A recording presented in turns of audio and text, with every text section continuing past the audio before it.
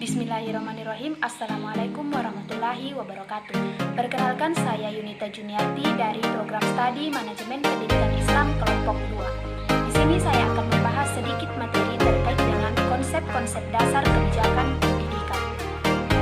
Pembahasan yang pertama terkait dengan pengertian dan hakikat kebijakan pendidikan.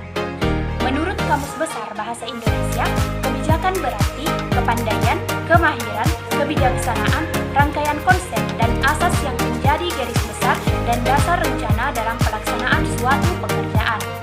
Kebijakan atau polis secara etimologi asal kata diturunkan dari bahasa Yunani, yaitu polis yang artinya kota atau city.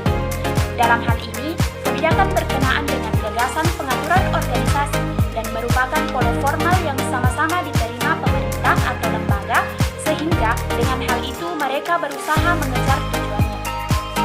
Kebijakan pendidikan diartikan sebagai kumpulan hukum atau aturan yang mengatur pelaksanaan sistem pendidikan yang tercakup di dalamnya tujuan pendidikan dan bagaimana mencapai tujuan tersebut. Kebijakan pendidikan dibuat untuk menjadi pedoman dalam bertindak, mengarahkan kegiatan dalam pendidikan atau organisasi atau sekolah dengan masyarakat dan pemerintah untuk mencapai tujuan yang telah ditetapkan. Pembahasan yang kedua berkaitan dengan latar belakang perlunya kebijakan pendidikan. Umumnya, kebijakan pendidikan muncul karena adanya kebutuhan mendesak dan strategis yang mesti dijadikan sandaran atau pijakan dalam menjalankan hal tertentu yang berkaitan dengan pendidikan. Di antara latar belakang perlunya kebijakan pendidikan adalah: yang pertama, Perintah Undang-Undang Dasar 1945 atau Undang-Undang, misalnya mengenai fungsi dan wewenang pemerintah dan pemerintah daerah dalam pendidikan. Yang kedua, prinsip dan sifat pendidikan yang adil dan merata. Dalam pasal 4 Undang-Undang Nomor 20 Tahun 2003 tentang Sistem Pendidikan Nasional atau Sisdiknas dijelaskan bahwa pendidikan diselenggarakan dengan memperhatikan prinsip-prinsip tertentu. Yang ketiga, perubahan politik ekonomi, peta pendudukan dan pergeseran ideologi. Pembahasan yang ketiga yaitu proses kebijakan pendidikan. Ada 6 fase dalam proses kebijakan, yaitu: A. Inisiasi. Tahap inisiasi mulai ketika masalah yang potensial dirasakan timbul. Pada saat itu, berbagai cara yang mungkin untuk memecahkan, mengurangi beban atau meringankan akibat masalah itu dapat dipikirkan secara tepat dan tentatif. B. Estimasi.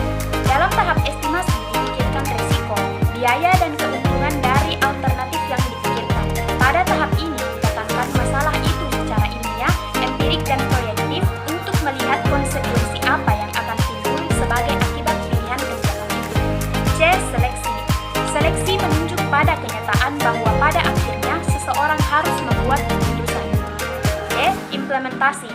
Dalam implementasi yaitu pelaksanaan dari option yang dipilih. Implementasi merupakan kesempatan pertama yang memvalidasikan alternatif yang dipilih dengan realitas. E. Evaluasi. Evaluasi berusaha menjawab pertanyaan seperti kebijakan mana yang sukses dan mana yang gagal, bagaimana unjuk kerja dapat diukur, serta kriteria apa yang digunakan untuk mengukurnya. S. Terminasi. Terminasi berhubungan dengan penyesuaian kebijakan yang tidak fungsional, tidak perlu, berlebihan atau tidak lagi cocok dengan keadaan. Pembahasan yang keempat atau yang terakhir yaitu ruang lingkup kebijakan pendidikan. Ruang lingkup kegiatan analisis kebijakan pendidikan meliputi: yang pertama, kumpulan statistik pendidikan; yang kedua, pengembangan kurikulum; yang ketiga, sistem pengujian; yang keempat, penelitian pendidikan dan budaya; yang kelima, teknologi komunikasi pendidikan; dan yang keenam, pengembangan analisis kebijakan pendidikan dan kebudayaan. Itulah tadi sedikit pembahasan materi terkait dengan konsep-konsep dasar kebijakan pendidikan. Sekian dari saya. Wassalamualaikum warahmatullahi wabarakatuh.